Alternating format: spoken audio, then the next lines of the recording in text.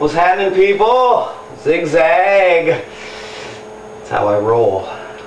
Really don't have much choice in the matter, though. My grandfather was the original Zigzag man, and I don't know if you can see the resemblance, but it's here.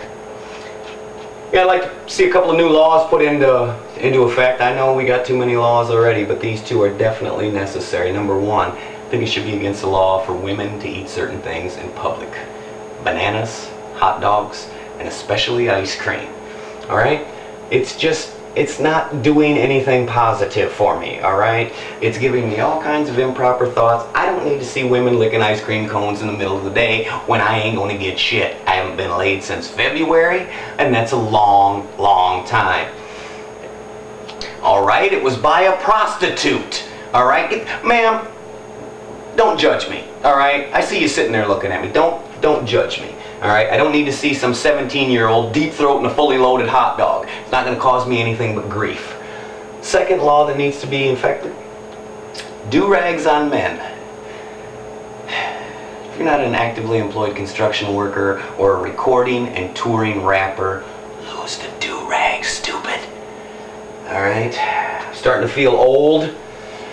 I used to rock and roll all night, party every day.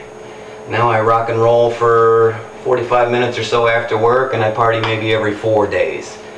You know? Used to put my buzz on at 420, 420! Yeah, over the last few years it's gotten to be more like 820 or 920, whenever I don't have anything constructive to do except drool on myself or go to sleep. And your body starts to betray you when you get older too.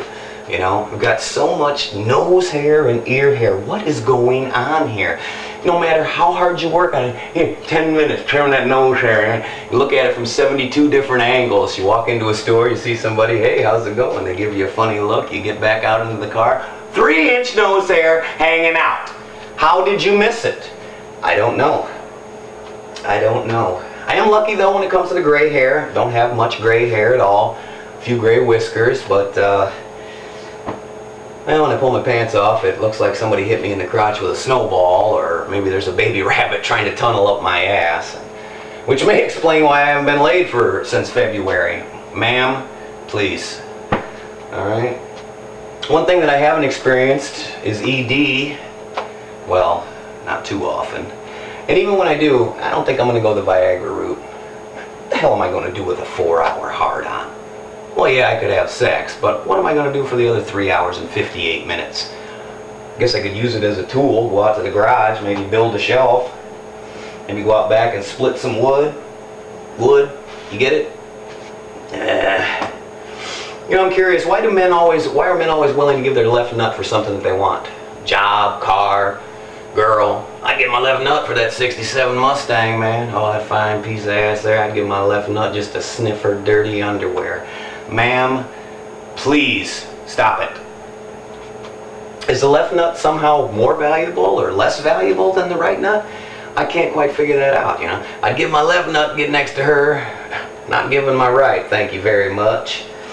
You know, I've noticed it depends on where you're at as to how offensive what you say really is. I mean, you could walk into a convenience store hollering out you want Bush, and the clerk's just going to point to the back of the store towards the coolers. You walk into McDonald's saying you want Bush, you could probably get a pretty different reaction. Go to Washington, D.C. saying you want Bush, you're probably going to get yourself shot, either by the Secret Service or some ordinary citizen that's sick and tired of his bullshit. Yeah. Announcing you're about to wash your balls on the golf course? Not a problem. Announcing you're about to wash your balls in Bed Bath & Beyond could get you an unwanted ride in a police car. See what I'm saying? And you can't screw up and put the words in the wrong order either. It's perfectly acceptable to walk into the garden center and tell them you want weed killer. Probably not a good idea to walk in there and tell them you're looking for killer weed. It's all in how you say it. And finally, I read a report last week that patting your head can relieve stress. Patting your head relieves stress if you're upset with somebody.